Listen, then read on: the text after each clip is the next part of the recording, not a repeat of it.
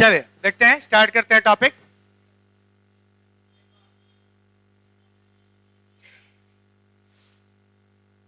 देखिए, आज हम करेंगे पहले श्रीलंका, ठीक है, वहां पर कैसे कॉन्फ्लिक्ट स्टार्ट हुआ और कैसे डेमोक्रेसी स्टैब्लिश हुआ। हम चैप्टर जब स्टार्ट किए थे, वो था चैप्टर कंटेम्परेरी साउथ एशिया, और अभी तक हम बताया कि साउथ एशिया के अंदर कैसे डेमोक्रेसी को प्रेफर किया गया over the other forms of government.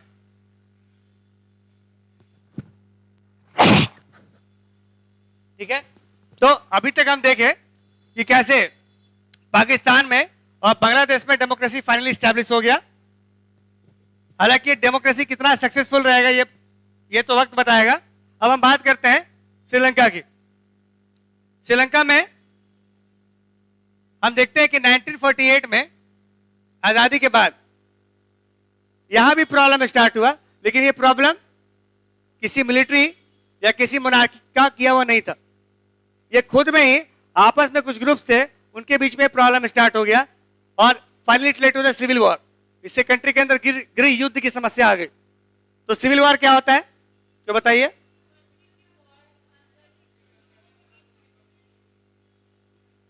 Generally war में क्या होता है, दो अलग अलग कंट्री के लोग इन्वॉल्व होते हैं, लेकिन सिविल वॉर में क्या होता है, एक ही कंट्री के बहुत सारे ग्रुप आपस में लड़ाई करते हैं, और लड़ाई का क्या होता है, एक्सट्रीम इस लेवल तक लड़ाई होती है कि it appears like war, war की जैसी स्थिति बन जाती है।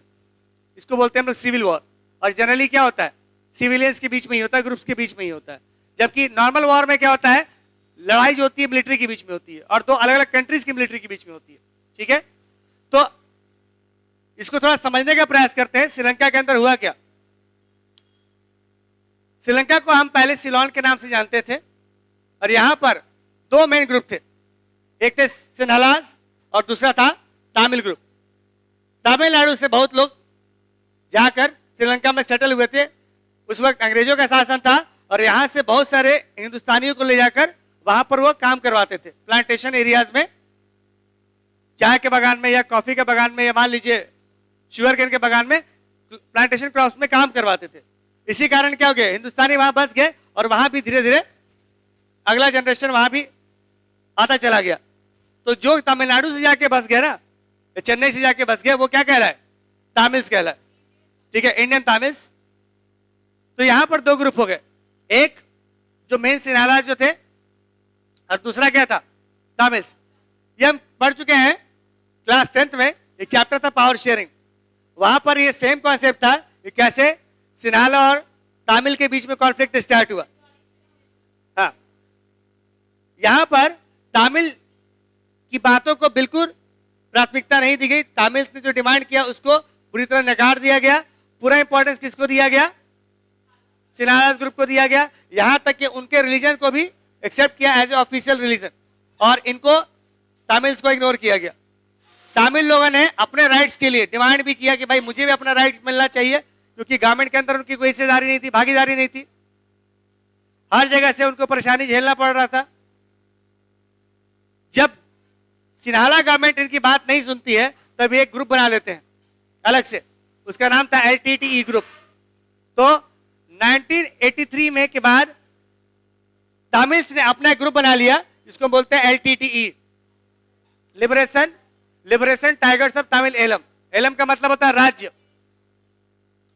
और धीरे धीरे क्या होने लगा, ये अपनी आजादी के लिए लड़ाई करने लगी। कौन, तामिल लोग। तामिल लोग चाहते थे एक अलग राज्य मिल जाए उनको, एक ऑटोनॉमस राज्य मिल जाए, और उसके लिए क्या करने लगे, वो फाइट करने लगे किससे, सिन्हाला लोगों से। इनका मानना था कि उनको एक सेपरेट कंट्री दिया जाए तामिल्स के लिए, श्रीलंका के अंदर ही। और तामिल्स किसके ऊपर कंट्रोल करते थे, north eastern part of Sri Lanka. Sri Lanka के किस पार्ट पर, नॉर्थ ईस्टर्न पार्ट पर, नॉर्थ ईस्टर्न पार्ट पर ये रूल करते थे।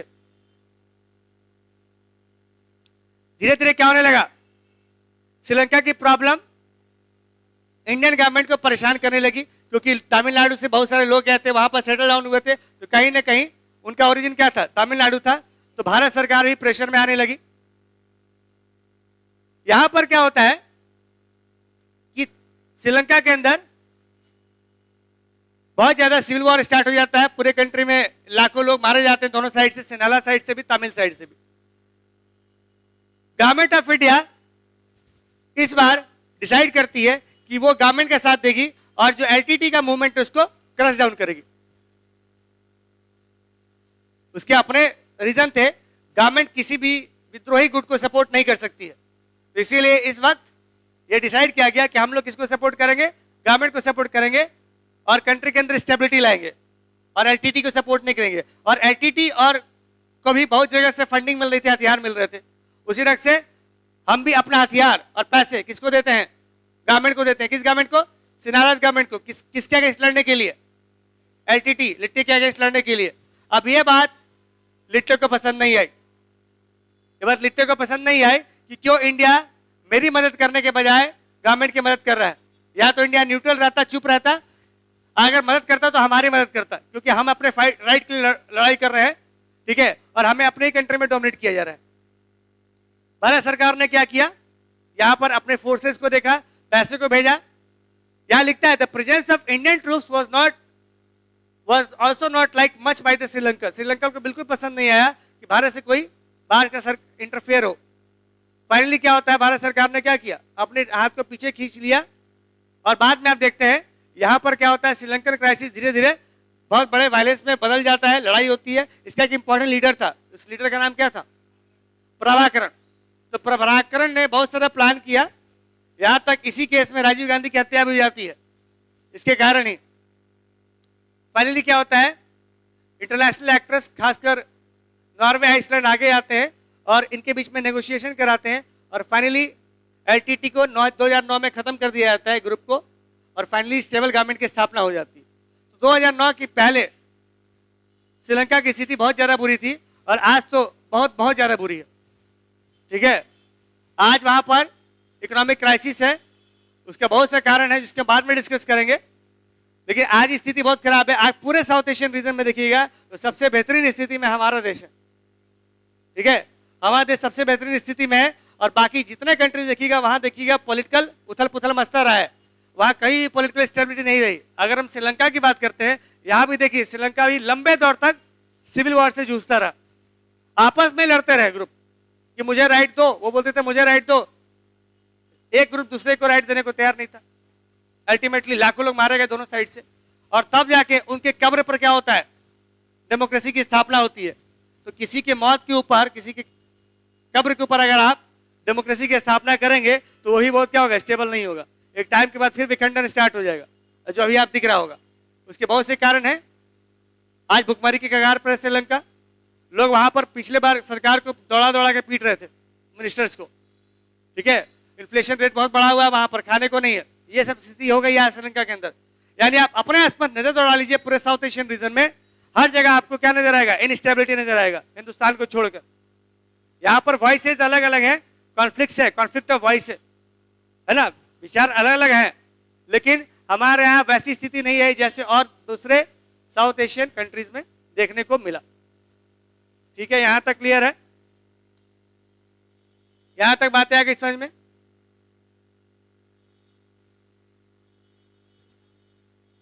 अब यहां पर देखते हैं,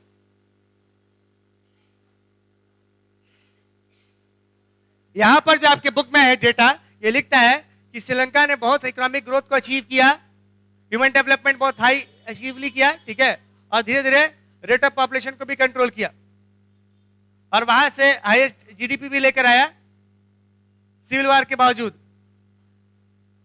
और लास्ट में क्या होता है, वहां पर डेमोक्रेटिक पॉलिटिकल सिस्टम होता है। आपको पहले बताए थे कि कोई भी फॉर्म ऑफ गवर्नमेंट हो, चाहे वो डिक्टेटरशिप हो, चाहे वो मोनार्की हो, चाहे वो कोई भी दूसरा फॉर्म हो, वो सब क्या बनना चाहते हैं, डेमोक्रेटिक सेटअप को अपनाना चाहते हैं, क्योंकि ये आइडियल सेटअप है। इसमें लोग भी अपनाना चाहते हैं और गवर्नमेंट भी लास्ट तक इस तक आ जाती है, ठीक है। हिंदुस्तान में इसको अपनाने की जरूरत नहीं पड़ी, क्योंकि शुरू से हमने आजादी के बाद से इसको अपना रखा है और आगे भी इसी को बेस बना के, आधार बना के आगे बढ़ते जा रहे हैं। अभी तक हमने पढ़ा श्रीलंका के बारे में, अब हम पढ़ने जा रहे हैं किसके बारे में, इंडिया पाकिस्तान कॉन्फ्लिक्ट। भारत और पाकिस्तान के बीच में जो द्वंद्व के मुद्दे रहे हैं, जो कॉन्फ्लिक्ट्स रहे हैं, उसको पढ़ने का प्रयास करते हैं। इस चैप्टर में हम प्रयास करते हैं समझने का कि भारत और पाकिस्तान के बीच में कौन कौन से तनाव के मुद्दे रहे हैं, तनाव के बिंदु रहे हैं, किस बातों को लेकर दोनों में कॉन्फ्लिक्ट होता रहा, तनाव होता रहा है। जैसे पाकिस्तान का नाम आता है, नाम सुन के ही तनाव हो जाता है, नहीं तो यहाँ तो तनाव के बिंदु की बातें हो रही हैं। तो कौन कौन सा पॉइंट रहा है ये हम कोशिश करते हैं समझने का। हम देखते हैं सबसे पहले कि कैसे डोमेस्टिक पॉलिटिक्स ने, पाकिस्तान के डोमेस्टिक पॉलिटिक्स ने हमारे यहाँ कॉन्फ्लिक्ट को जन्म दिया और फिर कैसे हमारा और उसका रिलेशन बिगड़ता चला गया।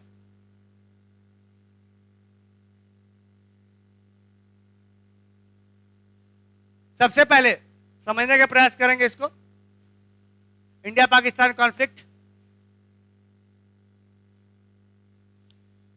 इसको किस कॉन्टेक्स्ट में समझिएगा, इसको हम दो कॉन्टेक्स्ट में समझते हैं, एक कोऑपरेशन और दूसरा होता है कॉन्फ्लिक्ट। तो एक कंट्री के अंदर, दो कंट्रीज के बीच में, एक कंट्री चाहे तो उस कंट्री से तनाव बना के रख सकता है और चाहे तो कोऑपरेशन बना के रख सकता है। ये डिपेंड करता है जो दो कंट्री जो इसमें शामिल होते हैं। तो हम बात करते हैं किसकी, इंडिया और पाकिस्तान की। आपके बुक में 2-3 पॉइंट लिखा है जिस पर तनाव होता रहा है। जैसे सबसे पहले बॉर्डर इशू, खासकर कौन सा, कश्मीर वाला, और खासकर कौन सा, किसको लेकर, एलओसी को लाइन को लेकर और पाक ऑक्युपाइड कश्मीर को लेकर। इसको थोड़ा और डिटेल में समझने का प्रयास करते हैं, ठीक है।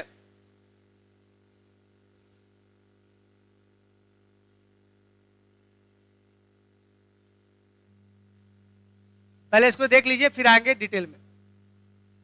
सबसे पहले आपके बुक में जो है ये बताता है कि कश्मीर, जम्मू कश्मीर पर अटैक हुआ था किसका, पाकिस्तानियों का 1947 के बाद कश्मीर पर अटैक होता है। क्या हुआ, कहां पर इसका स्विच जलाइए, पूछने में अंधेरा लगेगा, जाके जला दीजिए, कोई दिक्कत नहीं।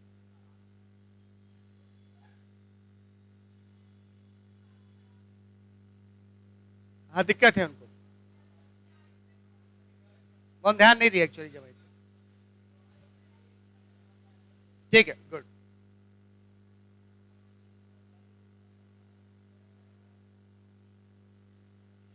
देखिए पहले सुपरफिशियल तरीके से जो आपके बुक में लिखा है उसको बता देते हैं, फिर डिटेल में बताएंगे इसके बाद कि क्या क्या कॉन्फ्लिक्ट के मुद्दे रहे। इसको थोड़ा एक बार रीड आउट कर लेते हैं और इसके बाद फिर डिटेल में जाके पढ़ेंगे।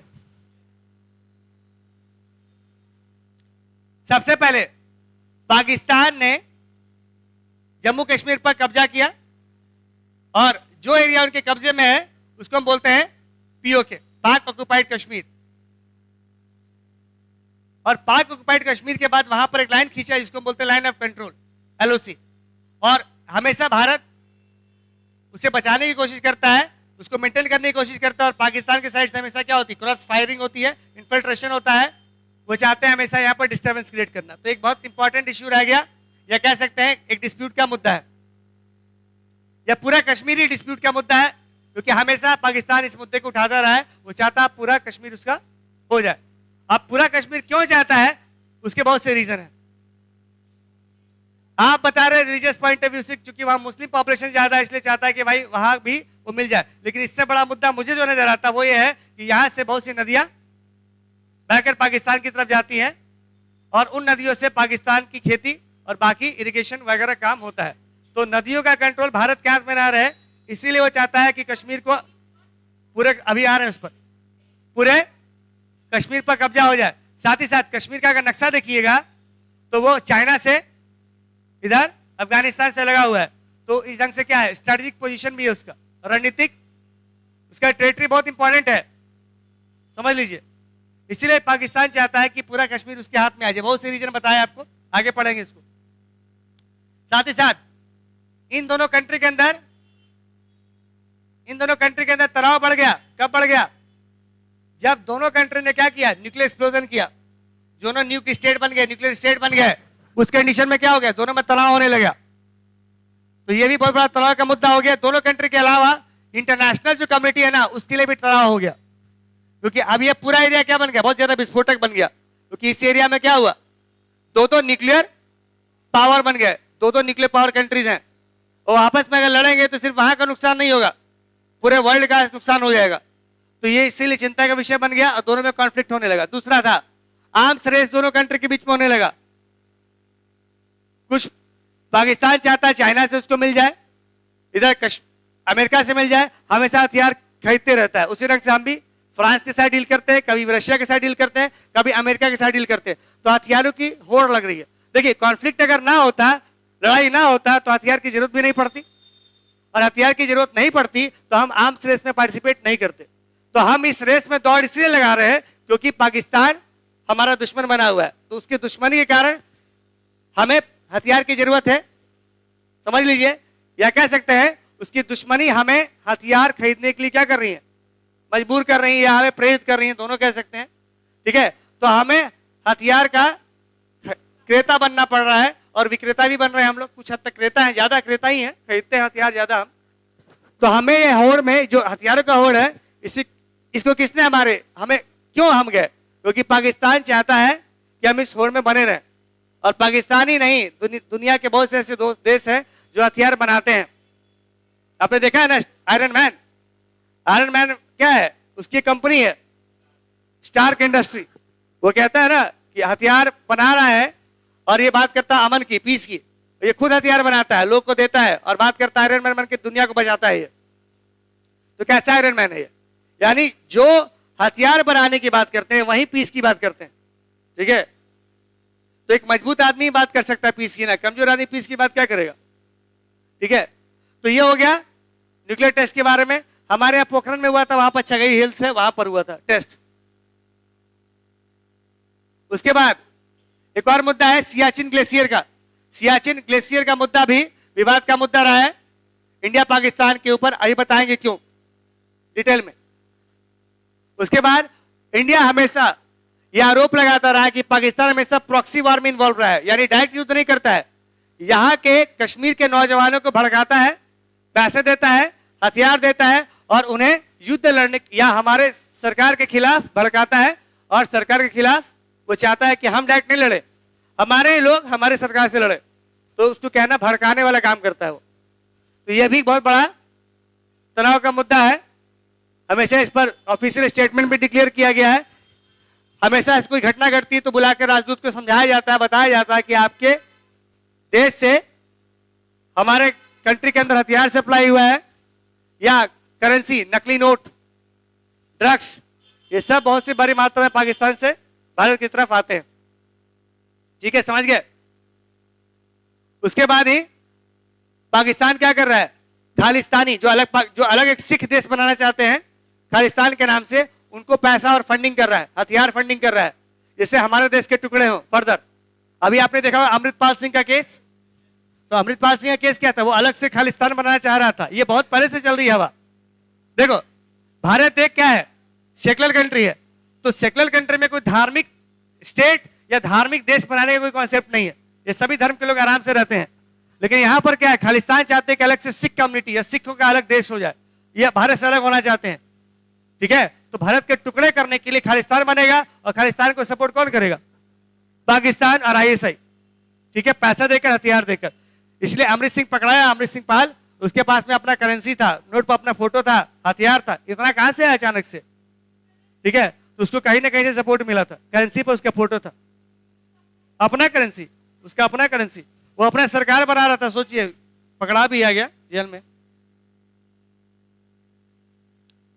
ठीक है, उसके अलावा सीक्रेटली वो बांग्लादेश और नेपाल के रास्ते हथियार भेज रहा है, करेंसी, नकली नोट भेज रहा है और ड्रग्स भी भेज रहा है। ये सब भारत को हर ढंग से कमजोर करने का प्रयास कर रहा है। ये भी तनाव के बिंदु है, कॉन्फ्लिक्ट पॉइंट्स है,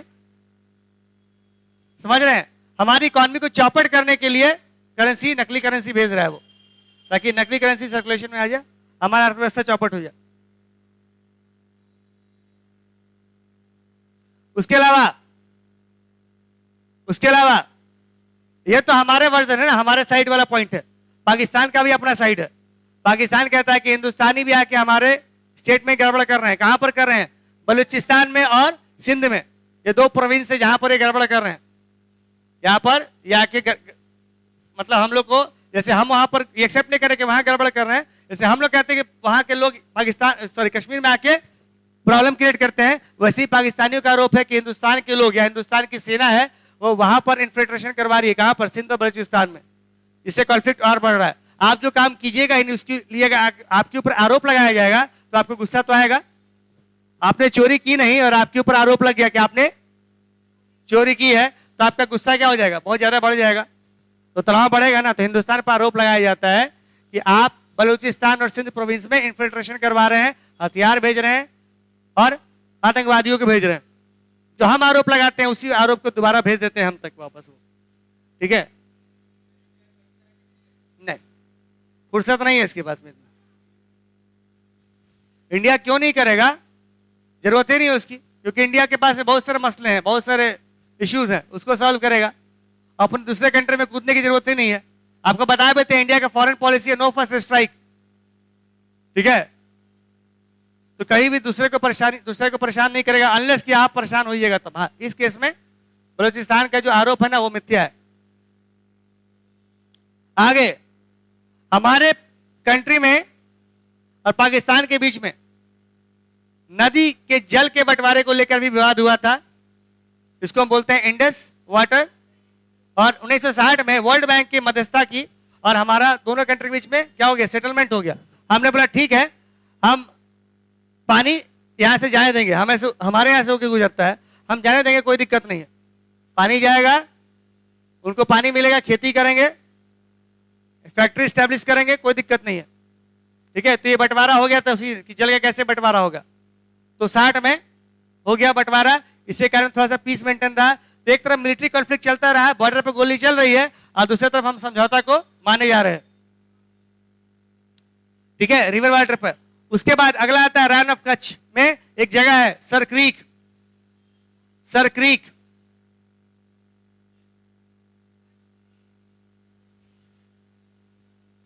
सर क्रीक भी डिस्प्यूट का बहुत बड़ा मुद्दा है जो भारत और पाकिस्तान के बीच में है, खासकर दो स्टेट्स के बीच में, गुजरात और सिंध के बीच में। तो गुजरात और सिंध के बीच में ये मैरीटाइम बाउंड्री है। जनरली भारत पाकिस्तान के बीच में कौन वाला बाउंड्री है? लैंड बाउंड्री है, जमीन वाला बाउंड्री है ना, एलओसी, जमीन वाला बाउंड्री। लेकिन भारत और पाकिस्तान में पानी वाला बाउंड्री भी है। पानी वाला बाउंड्री कौन सा है? यही है, सर क्रीक। समझ रहे हैं? ये पूरा बीच में पतला पानी का लेयर है, मतलब समझ सकते हैं रिवर की तरह ये एरिया है 96 किलोमीटर का। वो कहता है ये मेरा है। हाँ, गुजरात और सिंध प्रोविंस के बीच में है, गुजरात और सिंध प्रोविंस के बीच में है ये एरिया। इसको बोलते हैं सर क्रीक। क्रीक का मतलब होता है पतली नदी जैसा। देखिए, दलदली भूमि के ऊपर जो नदी बहती है ना, पतली स्ट्रीम बहती है, नदी की पतली स्ट्रीम, उसको बोलते हैं क्रीक। ये सर क्रीक नाम है, कोई अंग्रेज लोग नाम रखा था इसका, इस एरिया का। तो पाकिस्तान कहता है कि मेरा एरिया है और हिंदुस्तान कहता है मेरा एरिया है, और यही डिसाइड करता है कौन? मैरीटाइम बाउंड्री को। हिंदुस्तान और पाकिस्तान के बीच में पानी वाला बाउंड्री, मैरीटाइम बाउंड्री। अब ये इंपॉर्टेंट इसलिए है क्योंकि यही सो के मोहम्मद कसाब घुसा था हमारे यहाँ, नदी के रास्ते घुस के आया था ना, समझ रहे हैं? इसी के रास्ते आया था, यानी इसका प्रोटेक्शन बहुत इंपॉर्टेंट है। मोहम्मद कसाब जिसने अटैक किया था ताज होटल पर, ताज होटल पर अटैक हुआ था। ठीक है, तो ये समुद्र के रास्ते आया था, तो सर क्रीक से होता हुआ आया था। अब सर क्रीक क्यों इंपॉर्टेंट है? 2-3 पॉइंट के लिए है। यहां पर एशिया का नेचुरल रिसोर्स सबसे ज्यादा मछली पालन का एक स्थान है, मतलब मछली पकड़ने का स्थान है। दूसरा, पालन नहीं, पकड़ने का। दूसरा, यहां पर हाइड्रोकार्बन्स और शेल गैस की बहुत ज्यादा मात्रा मौजूद है, जिससे हम इलेक्ट्रिसिटी में यूज कर सकते हैं, डोमेस्टिक गैस के रूप में यूज कर सकते हैं। ये गैस होता है जमीन के अंदर, इसको इस्तेमाल करते हैं अलग अलग रीजन के लिए। तो ये बहुत नेचुरल, जिसको आप यूज कर रहे हैं, आप उसके लिए शब्द यूज किए नेचुरल रिसोर्स, ये बहुत सारा है, तो हम चाहते हैं हमारे पास रहे। दूसरा, यहीं से ड्रग ट्रैफिकिंग वगैरह होता है, तो ये रास्ता अगर हमारे कंट्रोल में रहेगा पूरी तरह, तो यहाँ से ड्रग ट्रैफिकिंग वगैरह नहीं होगी। तो ये भी विवाद का मुद्दा रहा है। वो कहता है ये मेरे साइड में, हम कहते हैं मेरे साइड में। Sir Creek, Rann of Kutch, The dispute seems minor, but there is an underlying worry that how the dispute is settled may have an impact on the control of sea resources. ठीक है, याद रखिएगा। तो ये सारे मुद्दे हैं ना, ये कॉन्फ्लिक्ट क्लियर करते हैं किसके बीच में, भारत और पाकिस्तान के बीच में। क्लियर है, यहां तक कोई समस्या नहीं है? ठीक है, अब आते हैं थोड़ा डिटेल में पढ़ते हैं इसको, इस मुद्दे को, इंडिया पाकिस्तान के मुद्दे को, ये क्या क्या कॉन्फ्लिक्ट के मुद्दे रहे, और इसके बाद पढ़ेंगे क्या क्या कोऑपरेशन के मुद्दे, यानी किस तरह से हम कोऑपरेट कर सकते हैं, या भारत और पाकिस्तान के बीच में कॉन्फिडेंस बिल्डिंग मेजर्स कौन कौन से हैं, कैसे हम विश्वास बना सकते हैं। बिल्कुल होगा, पिछले बताए तो थे पाकिस्तान के बारे में, आर्मी के बारे में, कि देश की आर्मी नहीं है, आर्मी देश चलाता है, वहां आर्मी के पास देश है, देश के पास आर्मी नहीं है। ठीक है,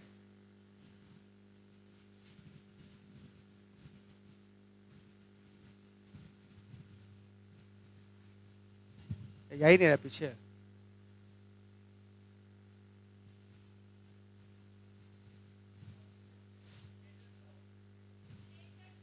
ओ,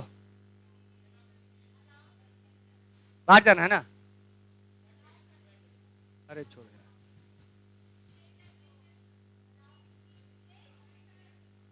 एफिलेटर में आ गया, हम बाहर जाना है हमको यहाँ से।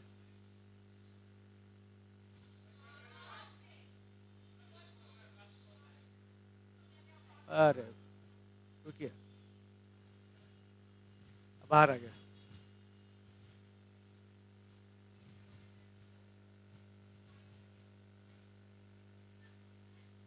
फिर वही आ गया। हमको बाहर एक्चुअली जाना है, नहीं हमको बाहर जाना है। ये होमी ना, होमी पर तो गए थे। ठीक है,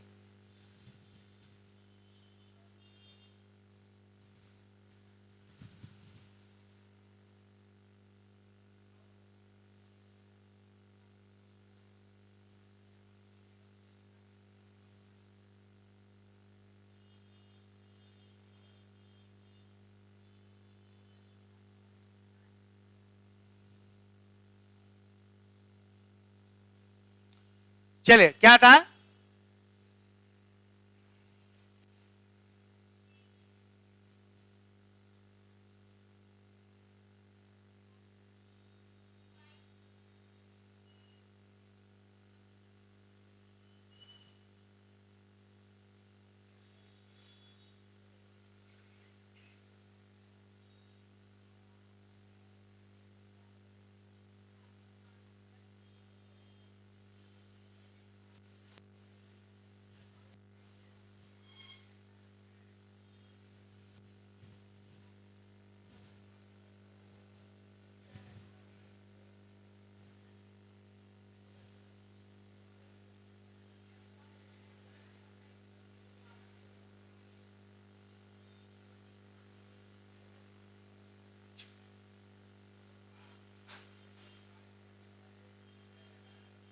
देखिए इंडो पाकिस्तान रिलेशन में दो चीज समझेंगे, एरियाज ऑफ कॉन्फ्लिक्ट और एरियाज ऑफ कोऑपरेशन। अब इसको समझने का प्रयास करते हैं। सबसे पहले अभी तक कॉन्फ्लिक्ट पढ़ रहे थे, तो कॉन्फ्लिक्ट के मुद्दे को एक बार फिर से डिटेल में जाते हैं, डिटेल में पढ़ते हैं। सबसे पहला जो मुद्दा था कॉन्फ्लिक्ट का, वो था जम्मू कश्मीर का इंट्रूजन। ठीक है, जम्मू कश्मीर में आजादी के बाद कश्मीर में अटैक होता है पाकिस्तानियों का। पाकिस्तानी सोल्जर्स अपने आप को कबायली के रूप में, यानी वहां के लोकल लोगों के रूप में भेष बदल कर आती है, यूनिफॉर्म छोड़कर, और यहां पर अटैक करती है, जिससे युद्ध होता है हमारे यहाँ 48 में।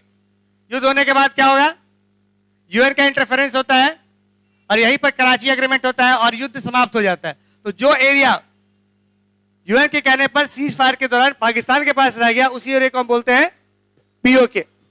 ठीक है, पीओके बोलते हैं। अब इस पीओके में आपका ऊपर वाला नीचे वाला एरिया, यानी पूरे कश्मीर का नक्शा देखिएगा, तो ऊपर में जो पीओके है उसको हम बोलते हैं गिलगिट बलूचिस्तान, और नीचे वाला आजाद कश्मीर। ठीक है, ये दो एरिया हो गया, वो दोनों किसके पास है, पाकिस्तान के पास है। अब वो देखिएगा ध्यान से, वो एरिया अफगानिस्तान से टच होता है। ठीक है, अब वो एरिया अफगानिस्तान से टच होता है, इसका मतलब कि अगर चाहे वो तो पाकिस्तान अफगानिस्तान के साथ तुरंत कांटेक्ट में आ जाएगा, हमारे मुकाबले जल्दी आ जाएगा, ठीक है। वो चाहता है कि पूरा कश्मीर उसे कब्जे में आ जाए, क्योंकि पूरा कश्मीर अगर उसे कब्जे में आ जाएगा तो सीधे चाइना के कांटेक्ट में आ जाएगा, क्योंकि कश्मीर का बॉर्डर किससे जुड़ा हुआ है, चाइना से भी, ठीक है, समझ रहे बात को। तो अगर आप देखिएगा सबसे पहले क्या है एरियाज ऑफ कॉन्फ्लिक्ट में, तो सबसे पहले हो जाएगा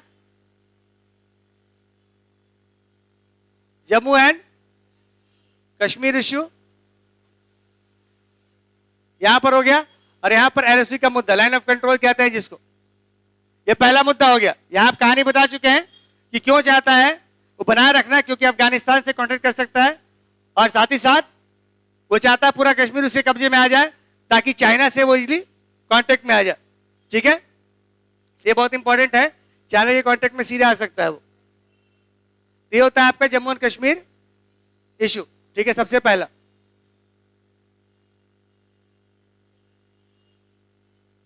ठीक है, भर लेते हैं, ठीक है। जम्मू एंड कश्मीर, ये पहला इश्यू हो गया। दूसरा issue Siachen glacier,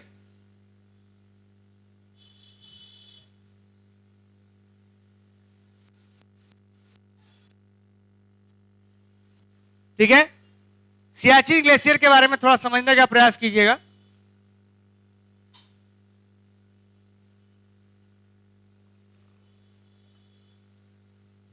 Siachen glacier अगर देखिएगा तो यहां पर इधर पीओके है और यहां पर सीओके, जिसको हम बोलते हैं अक्साई चीन, अक्साई सॉरी आपको होगा चाइना ऑक्युपाइड कश्मीर, ठीक है, समझ रहे हैं। तो ये हो गया आपका चाइना ऑक्युपाइड कश्मीर, इधर हो गया आपका पीओके पाक ऑक्युपाइड कश्मीर, और इसके बीच में आपका मिलेगा सियाचिन ग्लेशियर। अब इसके कब्जे को लेकर बात थी, इस पर किसी का कब्जा नहीं था।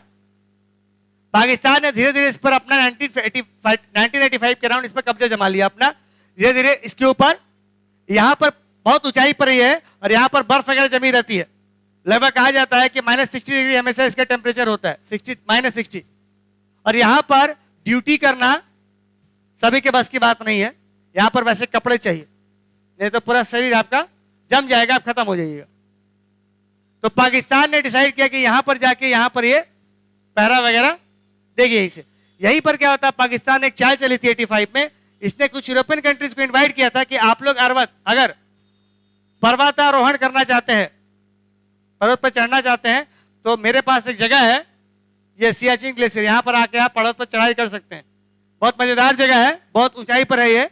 अगर वो आ जाते हैं, यूरोपियन लोग फोटोग्राफी कर लेते और पूरे वर्ल्ड में इसका नाम हो जाता, तो ये ऑफिशियली डिक्लेयर हो जाता कि पाकिस्तान का ये जगह है। कारण ये था क्योंकि पाकिस्तान नहीं बुलाया है अपना जगह बोल के, तो इंडियन गवर्नमेंट को इन्फॉर्मेशन मिल गई और इन्होंने अपने सोल्जर्स को बोला कि नहीं, हम लोग उनके आने से पहले हम लोग यहाँ पर कब्जा कर लेंगे, हम लोग इसको कब्जा करके रखते हैं। दूसरा कारण यह भी था कि अगर ये पाक ऑक्युपाइड कश्मीर है और ये भी अगर पाकिस्तान के हिस्से में चला गया तो ये हिस्सा पीओके में चला जाएगा, तो पाकिस्तान और चाइना दोनों मिल जाएंगे। तो इसीलिए ये जो इलाका है ट्रायंगुलर इलाका, इस पर भारत का कब्जा होना जरूरी था ताकि चाइना और पाकिस्तान दोनों को अलग करके रखा जा सके, नहीं तो दोनों दुश्मन क्या हो जाएंगे, दोनों की टेरिटरी एक हो जाएगी, यहीं से अटैक होगा, यहां से भी अटैक हो जाएगा एक जगह से। तो भारत को चाहिए था ये ताकि यहां पर चढ़कर ऊंचाई से दोनों पर नजर रख सके, या दोनों पर कंट्रोल रख सके, नजर नहीं कंट्रोल रख सके। तो इसलिए सियाचिन ग्लेशियर का इंपॉर्टेंस था।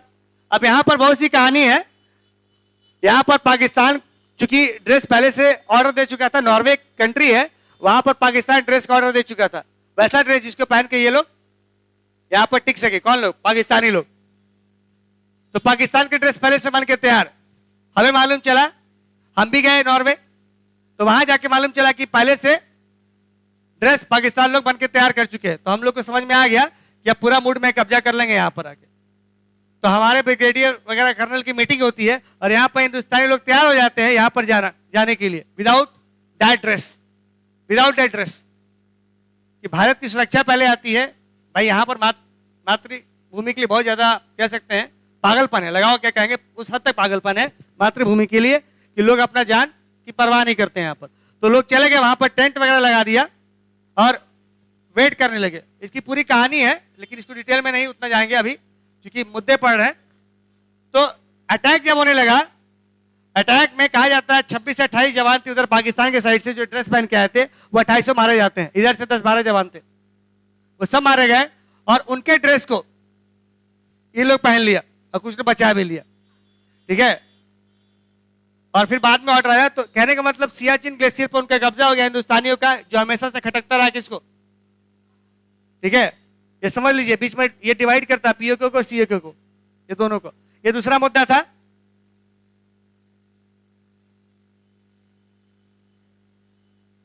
सियाचिन ग्लेशियर वाला।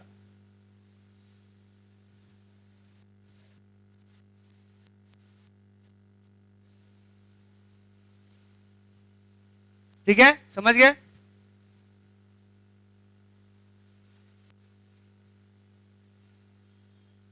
तीसरे मुद्दे की बात करें, तीसरा था इंडस रिवर। अभी डिस्प्यूट हो रहा है इस पर, ये तीसरा मुद्दा है। मतलब इंडस रिवर जो है ना, एग्रीमेंट के ऊपर डिस्प्यूट है, ये के ऊपर नहीं है, एग्रीमेंट के ऊपर डिस्प्यूट हो गया। इसको ऐसे समझिए कि 1960 में अभी पढ़े हैं, वर्ल्ड बैंक की अध्यक्षता में पानी का बंटवारा हो गया। इंडस रिवर के जितने भी टेरिटरीज, जितने भी ट्रिब्यूटरीज हैं, उनका पानी कैसे बटेगा पाकिस्तान में और कैसे हिंदुस्तान में, ये डिसाइड हो गया था, ठीक है। उसी बीच भारत सरकार ने क्या किया, 2 जल विद्युत परियोजना यानी हाइड्रो इलेक्ट्रिसिटी प्रोजेक्ट एस्टेब्लिश किया कश्मीर में। और उसी परियोजना के कारण क्या होता है, पाकिस्तान में खलबली मच जाती है। उनको लगा कि यहां पाकिस्तान का पानी रोक दिया जाएगा, तो वो चले गए फिर से कहां पर, यूएनओ में। और वहां पर बोले कि भाई इंटरफेयर कीजिए, जैसे कश्मीर में कर रहे थे ना वैसे यहां भी कीजिए। तो गवर्नमेंट ने कह दिया साफ साफ अभी रिसेंटली कि अगर आप क्या है किसी और के पास में, इसका मतलब आपने करार तोड़ा है। क्योंकि करार में कोई आर्टिकल नंबर 9 लिखा हुआ है, उसमें ऐसा लिखा हुआ है आर्टिकल नंबर 9 में कि अगर आप किसी और की मध्यस्थता लेंगे तो इस करार को तोड़ा जा सकता है। तो ये हिंदुस्तान ने आरोप लगा दिया पाकिस्तान पर, चूंकि आप गए हैं कहां पर, किसी और कंट्री के पास में, तो ये जो करार हमने बना के रखा है इसको हम तोड़ सकते हैं। और तोड़ सकते हैं मतलब हम पानी को अपने हिसाब से मोड़ सकते हैं, अपने हिसाब से हम उसको रोक सकते हैं। तो पाकिस्तान की फिसिटी पुट्टी गुम हो गई यहाँ पर, ठीक है। ये बोल रहा है कि अगर आप रोक दीजिएगा तो फिर हमारे खेतों में पानी कैसे पहुंचेगा, हमारे इंडस्ट्री में पानी कैसे पहुंचेगा। तो ये भी अभी बहुत बड़ा मुद्दा बन गया है डिस्प्यूट का। पाकिस्तान को टेंशन बहुत ज्यादा हो रहा है इसके कारण, क्योंकि भारत सरकार ने कहा है कि हम फिर से रिकंसीडर करेंगे इस एग्रीमेंट को, क्योंकि आपने वायलेशन किया है, किसी और के पास गया है मदद के लिए, ठीक है। कोई परियोजना है किशन गंगा करके कोई परियोजना वगैरह वहां पर, कहां पर, झेलम और चेनाब नदी के ऊपर बनाई जा रही है। ये हाइड्रो पावर प्रोजेक्ट बनाया जा रहा है। इसी को लेकर पाकिस्तान कह रहा है कि आप पानी पर कंट्रोल कर रहे हैं। और लास्ट जो था आपका क्या था, सर क्रीक था।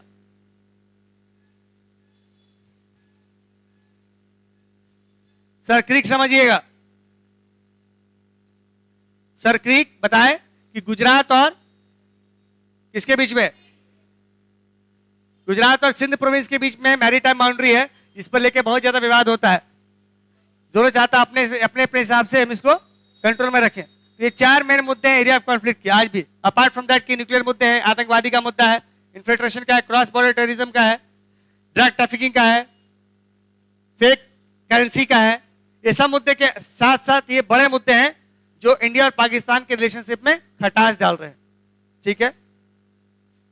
अब आ जाइए, कॉपरेशन का मुद्दा कौन कौन सा है।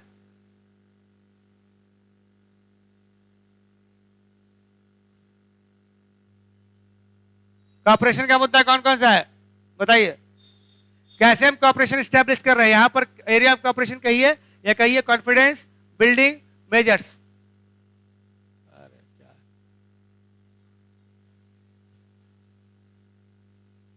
पूरा घसक जा रहा पेज ही। कॉन्फिडेंस बिल्डिंग मेजर्स क्या है,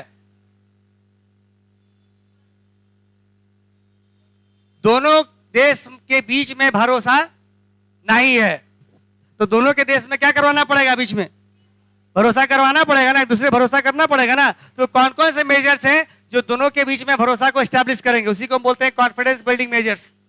तो क्या किया जाए भाई कि भरोसा एस्टैब्लिश हो? एग्रीमेंट करने से क्या हो जाएगा? ठीक है, तो सुनिए क्या क्या किया जा रहा है। सबसे पहले दोनों कंट्री के बीच में क्या हो? इंटर कंट्री ट्रांसपोर्टेशन को बढ़ावा दिया जाए, बस चलाया जाए, ट्रेन चलाया जाए। समझौता एक्सप्रेस हुआ था ना, तो ये पहला है इंटर कंट्री या रीजनल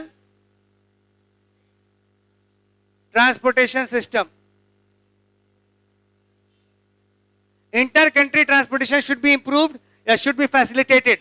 पहला, देशों के बीच में हवाई जहाज के अलावा सड़क मार्ग से बस और ट्रेन और रेल मार्ग से ट्रेन को चलाया जाए, ताकि दोनों के बीच में पीपल टू पीपल कांटेक्ट हो, लोग एक दूसरे के कल्चर को समझे, लोग एक दूसरे को दुश्मन नहीं समझे। क्योंकि लोग एक दूसरे को दुश्मन समझेंगे तो ऑटोमेटिकली सरकार दुश्मन डिक्लेयर कर देगी। ठीक है, तो ये पीपल टू पीपल कांटेक्ट करवाने के लिए किया गया इंटर कंट्री ट्रांसपोर्टेशन।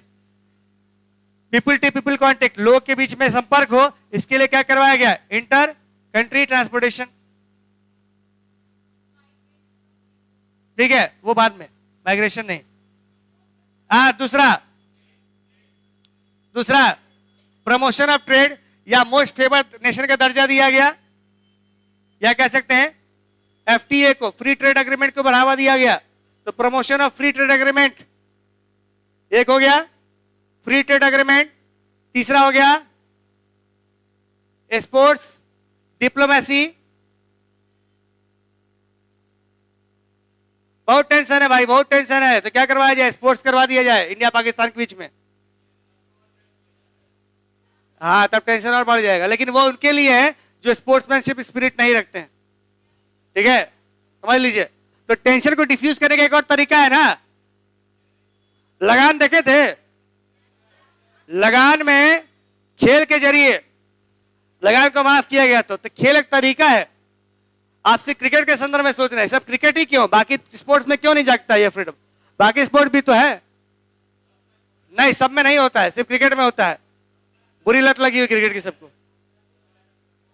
बाकी में भी होता है, बट इतना आपको खलबली नहीं मचती जितना क्रिकेट में होता है। स्पोर्ट्स डिप्लोमेसी, स्पोर्ट्स के जरिए थोड़ा सा टेंशन को दूर किया जाएगा। आपको पता होगा जब भी वॉर होता है तो कहा जाता है स्पोर्ट्स को बंद किया जाए कि नहीं बंद किया जाए, तो कहा जाता नहीं, स्पोर्ट्स अपनी जगह पर है, वो चलने दीजिए। तो एक डिप्लोमेसी है। ऐसे ही मिलिट्री टेंशन हो रहा है, स्पोर्ट्स भी बंद कर दीजिएगा तो बचा कुचा विंडो भी खत्म हो जाएगा, बातचीत का रास्ता। तो sports diplomacy is one of the way जिसके थ्रू हम बात कर सकते हैं। दूसरा, ट्रैक 2 या track 3 diplomacy.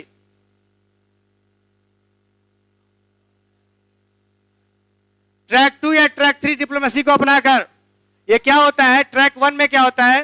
Government to government talk होता है, किसी प्लेटफॉर्म पर बैठ के बातचीत होता है कि मुद्दा कैसे सुलझाया जाए।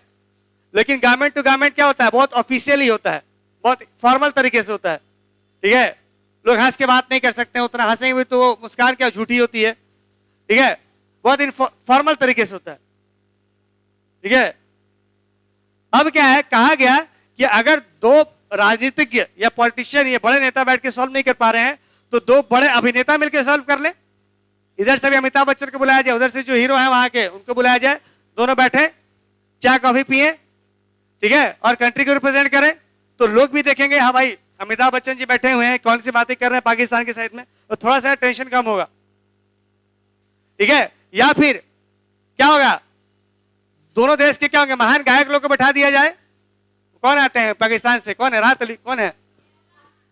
कौन खाली कोई गायक है ना बहुत बड़े?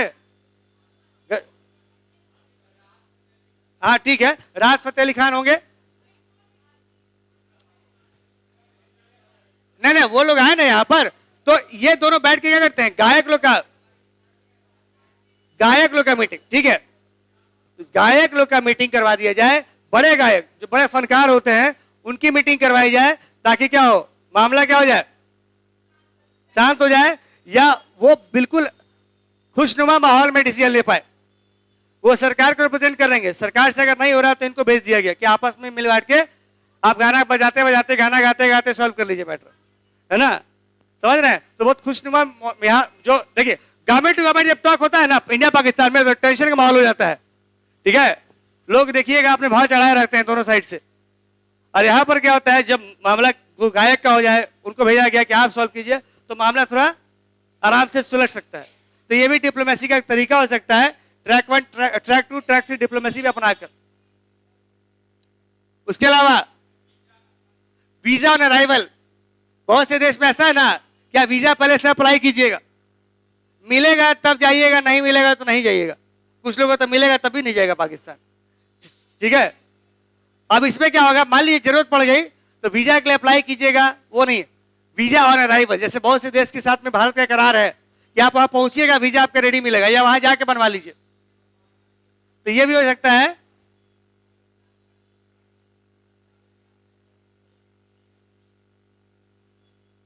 ये कुछ है नहीं, ये इंपॉर्टेंस देने की बात है, इंपॉर्टेंस देने की बात है कि भाई इंपॉर्टेंस दिया जाएगा। ये सब हम अपना सकते हैं या अपनाया जा रहा है, अभी तो वीजा ऑन अराइवल नहीं है लेकिन इसको अपनाया जा सकता है। तो these confidence building measures can be accepted, adopted, ठीक है, समझ रहे हैं। तो इनको अपनाया जा सकता है ताकि कॉन्फ्लिक्ट जो टेंशन है वो थोड़ा कम हो जाए, डिफ्यूज हो जाए।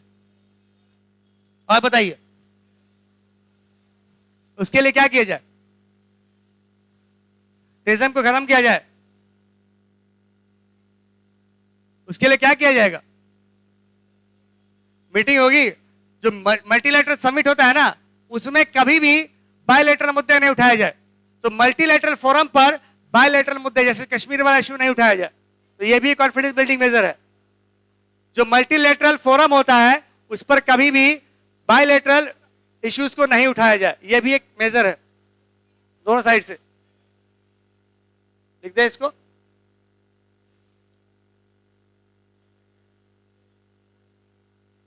लिख लीजिए इसका अगला पॉइंट, अगला पॉइंट यहां पर लिख देते हैं, यहां पर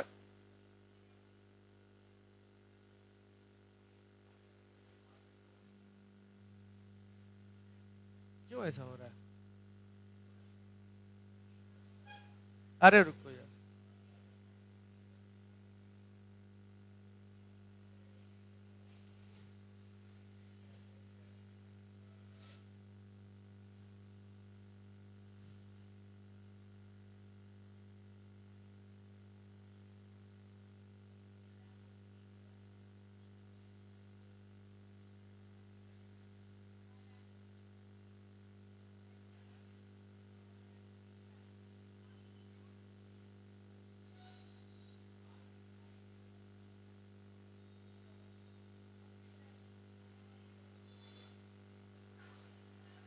यहां पर इंश्योर करना, यहां पर इंश्योर करना कि बायलैटरल इश्यूज जो होंगे वो मल्टीलैटरल फोरम्स को हाईजैक ना कर पाए, ठीक है।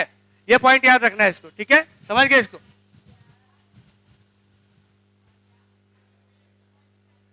ये सारे क्या हैं, ये आपके कॉन्फिडेंस बिल्डिंग मेजर्स हैं, इसको अपनाकर इंडिया पाकिस्तान के बीच में टेंशन को डिफ्यूज किया जा सकता है। दो पक्षीय मुद्दा कभी भी मल्टीनेशनल या मल्टीलैटरल फोरम पर नहीं उठाया जाता है। जैसे बहुत सी कंट्री जहां शामिल है, जैसे मान लीजिए G20 की मीटिंग हो रही है, तो वहां पर बहुत से इश्यू है ना, ये सार्क की मीटिंग हो रही है या एशियान की हो रही है, अब पाकिस्तान वहां बोला कश्मीर, तो ये गलत है ना। आप दोनों दो पक्ष का मुद्दा को मल्टीलैटरल फोरम पर नहीं उठाइए। ऐसा बहुत सा इश्यू जहां पर डिस्कस करना होता है, लेकिन आप सिर्फ कश्मीर उठा के वहां खत्म कर देते हैं, ठीक है। तो ये इंडो पाकिस्तान का क्या था, ये था एरिया ऑफ कोऑपरेशन और ये हो गया आपका एरियाज ऑफ कॉन्फ्लिक्ट। समझे अंजना, क्लियर है, ठीक है। आज के लिए फिर इतना ही।